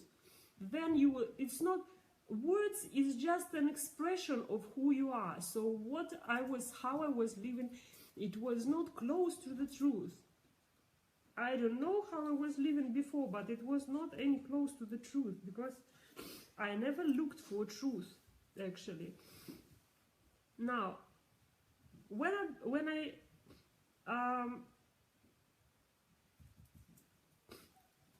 health, interesting thing that I'm discovering now about barrenness, and I am going deep into this topic. And what I thought before, many years ago, I thought like this. I thought barrenness. So I was thinking first that I had in my mind is how God, you could do this to me, or how do you do this to other people? Like, why God? And people are living in this, not only regarding barrenness. Anything happens wrong to people, they say, why God? Like, why God? That's why we have atheists. This is because the they most- think he's God. Atheistic. Yeah. They think he's God. So this is the most stupid question you can ask. Like, why do you ask God? You have things to discover on this earth. If this is the question about barrenness, go and discover what is Research. the problem. Research, find out. God didn't create the earth the way it is working now. He didn't create the earth and people to have these problems. But there are problems because we don't know. We don't know.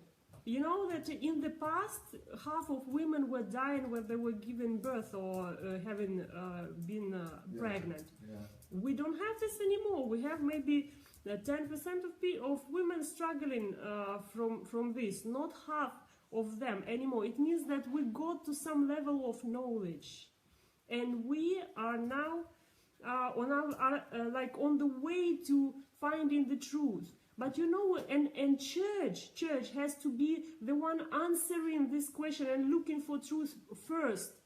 Church has to be leading people in looking for truth. But what church does today? Church says, go for 21 days of prayer, night prayer, to become pregnant, you know? Pray for evil spirits, for river of evil spirits that are flowing into your life. Protect yourself from everything that were hidden in your house that makes you being barren. Pray for all your enemies to be dead who are praying for you to be barren. And this is coming from the mouth of people who have to say truth. And you know what? From the same mouth, truth and lies cannot come. Either it is truth, either it is lies. So the church who has to be leading this world in looking for truth is leading now this world into the hell. And this is also what makes me feel the way I feel now, because this is not how it should be. And in fact, I wanted to hide this truth to be hidden. You know, my problem with with miscarriages and everything, miscarriages, I wanted it to be hidden, because, like, who cares? Why do I have to talk about this problem? I am, like, successful in what I do now. People, they know me in the company where I used to work. They know me as a good worker, good this and that. And now I will bring up this problem with miscarriages. Who cares? Why do I even open this? Let people know about me, that I am good and I am fine. Why do I bring it up? And after I found out that women are struggling with this, so I had to go over myself to start telling the truth. That, you know what, you can live with it, and there is no problem in it. Like, if you are barren or you have miscarriages, it's no problem, you can live with it. But even think to open this and to say this publicly, that you are you are living with it and you are fine. You don't want people to know about this because you have discovered the truth, but you want to keep it for yourself. This is how we live. When we discover the truth, we want to keep it for ourselves. We don't want to go farther and to tell it. And then the world collapses. Everything collapses around. And we are only happy that everything is fine with us. This is not how it should be. And everything that we ignore will then hit us from another side. You know what? I also discovered that I don't love truth at all. I love myself, but not truth. For example, I had for a long time a problem with some close relatives to me with alcohol, problem with alcohol. Who drinks? Yeah, who drinks. And I always was, again, I was asking God, why is this happening in my life? Like, why me? And I now, or not now, for a long time already, I start understanding that something is working wrong in this, you know, in family, in relationship. Maybe somewhere is disorder. Somewhere something has to be fixed. Something has to become in order, and this truth has to be found in order this to come in how it should be. And you know what I discovered? I discovered that the reason the person is addicted is because there is no love to this person. Because when this person comes drunk to the house, it's all the people around, they hate the person. So how you can come then without drinking if everyone hates you, if everyone judges you? So things, you know what, we don't look for truth. It's much more easier to blame someone. The most easier thing is to blame God. Why did you do this to me? Why are you doing this to me? Why? God has created the world in perfect way. It's you or it's me who messed up.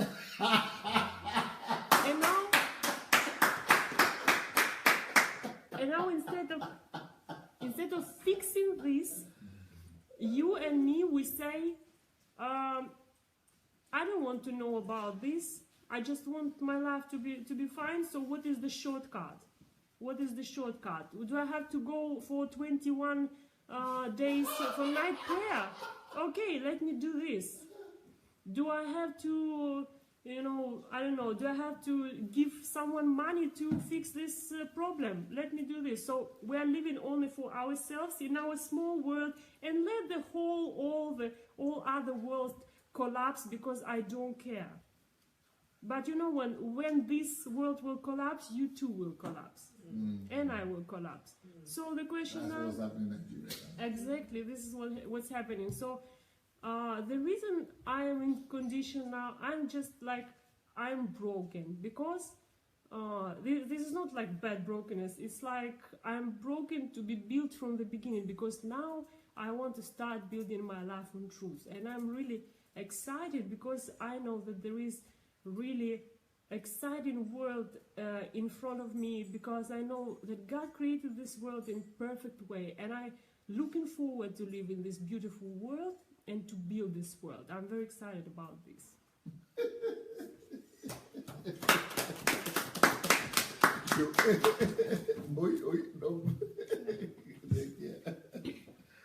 Okay, we're going closer. Wow. Carol Wise. Thank you, Kate. That was very powerful.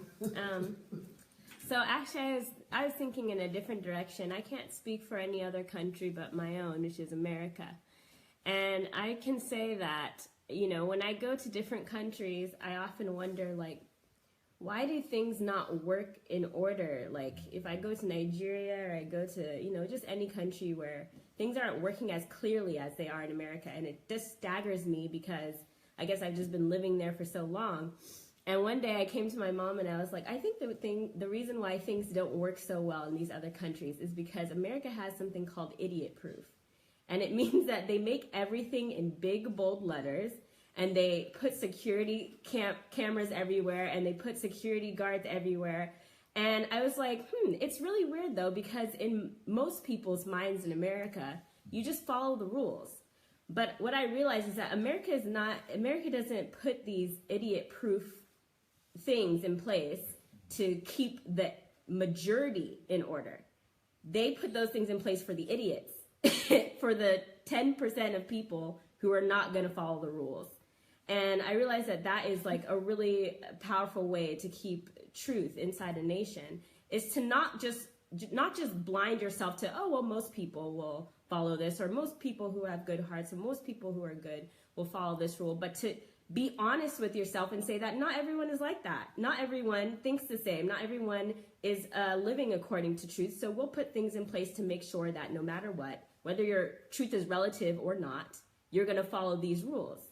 But I will say, that isn't a positive for America, but I will say that America was not built on truth completely. Pastor touched a little bit on the fact that a nation can have just a little bit of lack of truth and be just dismantled, just slowly, maybe slowly but surely. And even though America is praised for being, it was praised at one point for being the nation of God, a Christian nation. It was praised for, having industrial advancement and all this. The truth is that they had a crack in their foundation, and that was in the equality of man. They built that nation on inequality. And to this day, today, we actually are being swallowed by that same inequality. Though we might have wealth, though we might have prestige, though we might have reputation, the truth is that right now that country is being swallowed by the very thing, the very crack that they refuse to fill. They've been filling it for years with like toothpaste. So it looks nice. So it looks smooth. So it looks like it's part of the rest of the foundation, but it's not. And just to illustrate this for you, there's a lady, her name is Jane Elliott. She's a teacher. And she decided to bring about truth to her nation in the 60s. She decided to run a study with children. And this study actually proved how racism is established and how it develops amongst people. Now, she proved this, and it was super controversial, but it did clarify some really heavy truths about racism. About 20 years later, in the 80s, she came into a room of, I think, high schoolers, college-age students. And I think it was just all white, I believe it was, all white kids, or it was a majority, but she asked all the white students, how many of you see the injustice happening to your African-American fellow students? And most of them raised their hands. And then, no, none of them raised their hands. All of them said, no, we don't see it. And then she asked, okay, so how many of you would also like to be treated like any one of your African-American students? And none of them raised their hands. She said, so that means that you are lying to yourself. That means that you are actually seeing these things and you are refusing to do anything about it. Because why? You don't want to cause a row. You don't want to cause a stir. You don't want to shake the boat. But you are seeing it. But you're denying it to yourself. And that was really shocking in the 80s. Today, we have Black Lives Matter, 40 years later almost. Why is this problem continuously reoccurring? Why can't we just settle it? Why can't we deal with it? Because this one area of America refuses to live in truth. And today, it is swallowing America whole. The inability to be accepting of people who are different from you is swallowing America. Now it's not just Black people. Now it's Mexicans. Now it's, Middle Easterners. Now it's all kinds of people. That issue, that crack on which they built America. America was built on the blood of Native Americans, on the backs of Black people. That problem, which they refuse to deal with, which they continue to put toothpaste in the crack so that it looks nice, is swallowing America whole. So just to illustrate to you how a small problem in the foundation of a truth when it comes to a nation can consume a nation, a great nation, a nation that people praise. And you can see what's happening now. The division in America, it's ridiculous, something that we haven't seen for a while. But it's something that keeps reoccurring because we refuse to be truthful about the situation. We, just like those students in that classroom, continue to deny ourselves the truth. The first level of truth, telling yourself the truth about yourself. America refuses to be truthful about itself. Wow. And so it's destroying itself. But they don't know that. Everybody now has their own relative truth. Yes. But they all are denying the fact that there is a huge problem that they are refusing to see. Huge elephant in the room. Huge. Now, the elephants myself and all of my fellow colored and immigrant people, we know that there's a problem. But it's the person who is deceived that needs to know the truth, not the people who are enlightened. Just like those security cameras that those security guards keep those people who are deceived in themselves, those things need to be put in place. There needs to be truthful establishments that keep ignorance and deceit, self-deceit out. So that's what I will have to say. It was short, but I don't have much else to say. Anyone else?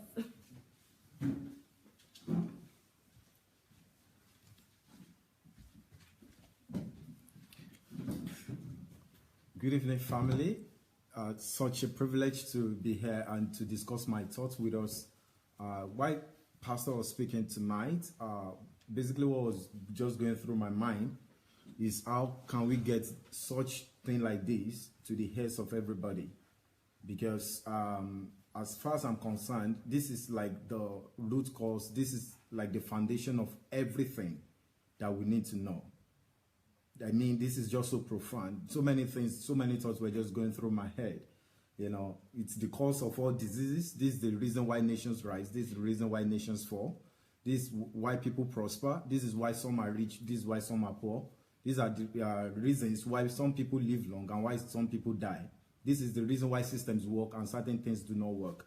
So I just really feel that if we can just on this alone, if we can bring this to many people at their own level, if we can find a way to communicate this to a 5-year-old as much as we can also communicate it to a 70-year-old, then we would have done an extreme good to our world, through our educational systems, through our movie, we have cinemas, the schools, the universities, laboratories, our churches.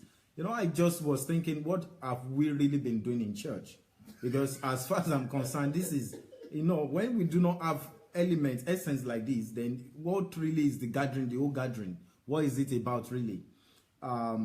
Just got like I think there's a part of scripture that says something about a gathering of fools. You know, when fools gather.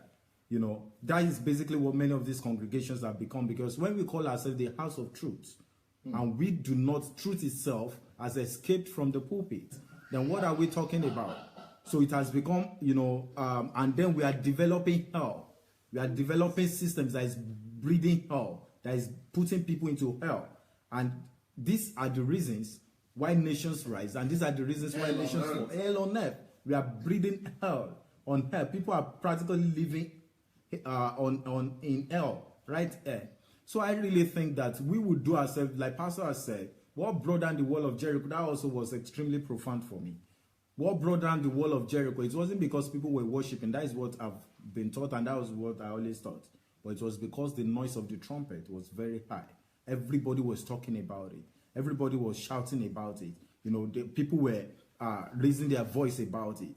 And when you have such element, then any wall, any deception will come crumbling down. So it is time for us to raise our voice. As people are, those of us who have heard about this thing, we have a responsibility to the rest of the people out there to hear about this. If our nation collapsed, it is because we did nothing about it. It is our fault. It is because we refused to stand for the truth. It was because we were men of lies. And if the nation is going to survive, if the nation is going through a critical moment at this time, it is because we are going to take the bull by the horn. We are going to stand for the truth. We are going to speak the truth. We are going to communicate the truth. Wherever it is, we are going to align ourselves with the truth. You know, there's this story that I read about a long time ago. I think they call it the Great Wall of China. The story of the Great. I don't know how many people have read that story.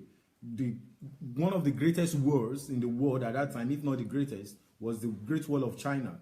You know, the Chinese built a wall around their city, very mega wall. I think right now, today, is still one of the most phenomenal things in the world. Very high, very big, as a matter of fact, 6 chariots can stand on the wall of China side by side, and they'll be convenient. That was how massive the walls were, because they wanted to build protection around themselves. They didn't want enemy soldiers to invade their city. So they built great walls, they built army, they did all sorts of things. But then it was very funny because every time the enemies always came into the city, they would just invade so easily. So they were always wondering what is happening with all this massive war that were built around themselves. Yet the enemy was just, they will come in, they will kill people, they will take them hostage. What was the secret of the enemy? They will always bribe people at the gate. So whenever they bribe one or two of the security, people were just those ones, they will just leave the gate open. And then the enemies will come into China very easily. That is what has become of our nation. Lack of truth. People we place at the finance, in charge of money, they are just leaving the gate open. People we place in charge of, maybe the healthcare system, they will just leave the gate open. They will do whatever. Education, everything is collapsing just like that. It is our responsibility to stand up for the truth. Pastor said something extremely profound for me. He said, the moment we begin to misalign ourselves just one centimeter, and somebody is scientific, you will really, really appreciate that. Because all you need is just 1 centimeter deviation. And then by the time you just imagine let's say this is the standard, and there's a 1 centimeter deviation. Now, as it begins to go on, it's no longer 1 centimeter any longer. It begins to get wide down, so much deviation like that. What that means is this, that the lies that we fail to correct now, if we fail to realign ourselves now, then think of the generations coming. Think of how much deviation would have happened to them. They started by stealing in thousands in the 60s. Yes, sir. Then in the 70s it became millions, and now. And maybe tomorrow we can wake up and the whole finance department is gone. Somebody could have. Somebody may have gone on with the Ministry of Finance. So now we need and these things are extremely. I was trying to say the most corrupt countries in the world. Countries like Somalia, some of these, apart from different other, but this is extreme because of their misalignment with truth. So when we cannot align ourselves with truth, we get ourselves into problems. All medical diseases, as a medical doctor, I can tell you, all of the medical diseases, I was just trying to, think through my head, is because of misalignment with the truth. So people will want to misalign themselves with truth, and then they want to come to the doctor to perform a miracle. When you misalign yourself with the truth, you have only provided for me as a medical doctor a source of living. I will just be feeding. So doctors get their living just based on your own misalignment with the truth. So you are feeding wrongly, you are eating wrong things, you are feeding your bad things into your system, misaligning yourself with the truth, with the natural order. Then by the time you come to me, I'm just getting a living from that.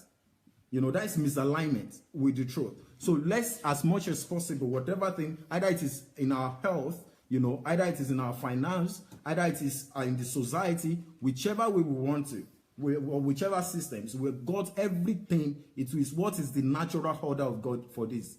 What is the natural process? When it comes to justice, what is the natural order of God? The tithe and offering series that we did, of course, extremely, I'm not so sure where you have heard about that before. Now we know the truth. To align ourselves with justice, with truth. Some people, they will still defend lies. That is extremely painful. Just because this is the tradition, this is the culture, this is what we are used to, and all that. No, it is about what is true.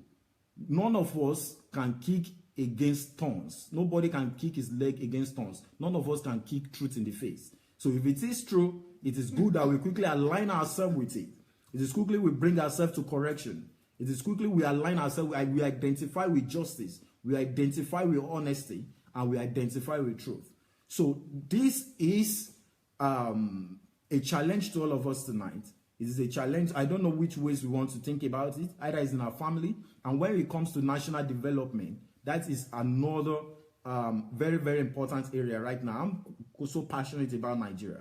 So passionate about Nigeria. In Nigeria today, we need our young people, to stop clamoring for this lack of information that is making people clamor for individual nations. We want to break up. We want secession and all of that. What we need the most is to address the issues that are on ground, the issues of injustice, the issues that affects our misalignment with truth. What is happening to we ourselves, first of all, we have to begin with ourselves before we begin to even make accountability. We demand accountability from our government. So we need all of this information, whichever way we want to. If you can sing, sing about it. If you can dramatize about it. Right. If you can write about it. If you can speak, make videos, begin to talk about it. We need to publish all of these things from the mountain from the rooftops. We need everybody to hear about it. Who says that your voice cannot be heard? Who says that it is not your voice, it is not what you write that will bring about the revolution and the change that is needed? So let's set this on fire. Let's get this out there. We have here tonight the power and the force of truth. Righteousness, the force of truth will elevate a nation. It will enthrone a nation. It will enthrone anybody. But then, misalignment with the truth, misalignment, going away from the truth is a reproach, is an embarrassment to any persons. Thank you so much.